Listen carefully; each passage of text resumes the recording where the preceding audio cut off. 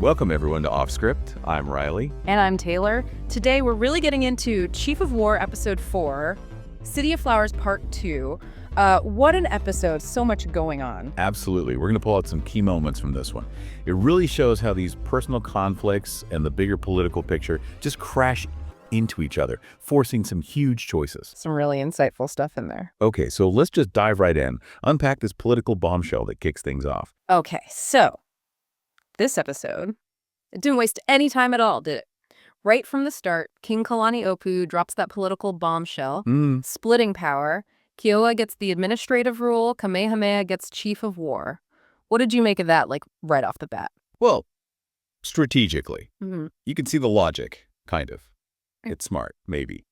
Recognizing Kamehameha's military skill, but also wanting to keep the bloodline pure through his son. Right, balancing tradition and talent. Exactly, it's pragmatic. But then, oh man, Keōua's reaction. Whoa. It's just absolutely livid. And then he literally knocks out his own tooth, declares war. That's more than just being angry, you know? It's way more. That Right. scene was visceral. He's literally shedding his own blood for what he sees as his birthright. It just instantly makes the coming civil war feel so much more brutal. Yeah, guarantees it's going to be vicious. Right. And then there's Kamehameha. What's so interesting is he's conflicted about it. He's shown as not power hungry, which feels different. Yeah, it does.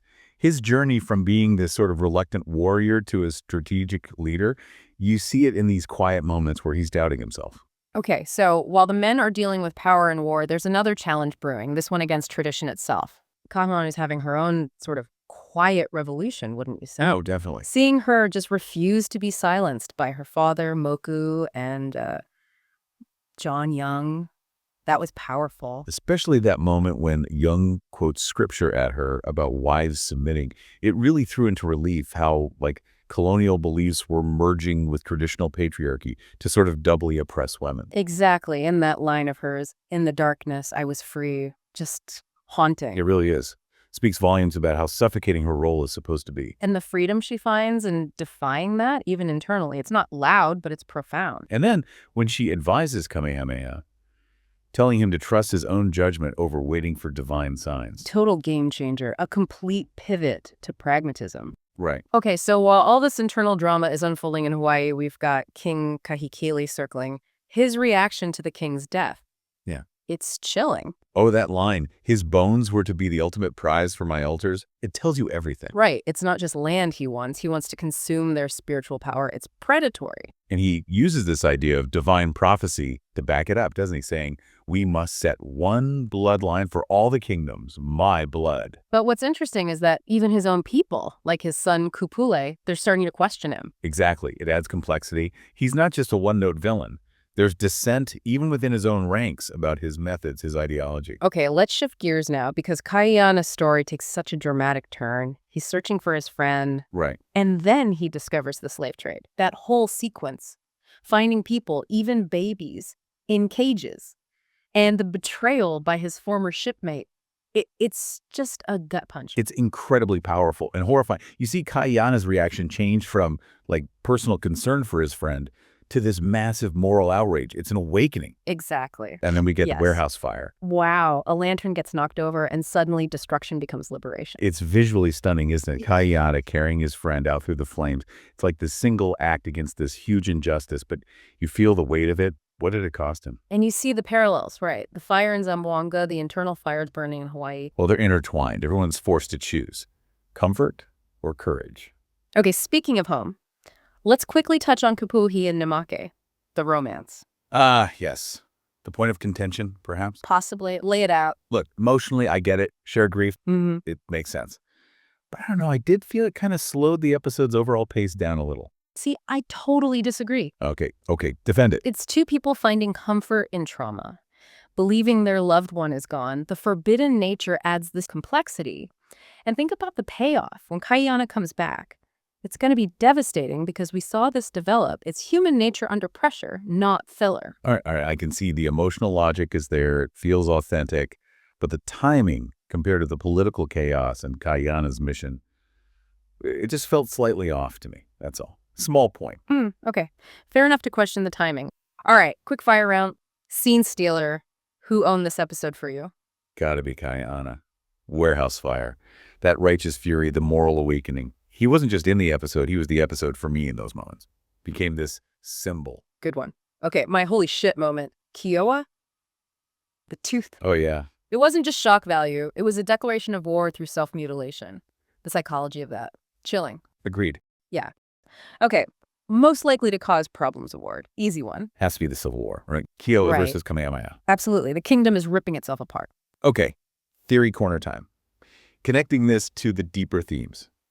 Kaiana seeing slavery firsthand. That's going to change how he views the conflicts back home, right? Oh, absolutely. He's not just bringing guns back. He's bringing a whole new perspective, maybe one that questions all power structures, not just the invaders. Right. Like seeing that level of systemic oppression might make him look at Hawaiian hierarchy differently, too. Could he become like a social revolutionary, not just a warrior? Interesting thought. Then there's the inevitable love triangle catastrophe. Oh, boy. Yeah, when Kaiana returns. Yeah. Kupuohi and Amake. Yeah. That's going to shatter things. Or here's my twist. What if he chooses forgiveness? Interesting. After Zamboanga, seeing bigger evils, maybe personal betrayal feels different. Maybe loyalty, family means more than honor in that moment. Could be an amazing character growth. That would be unexpected.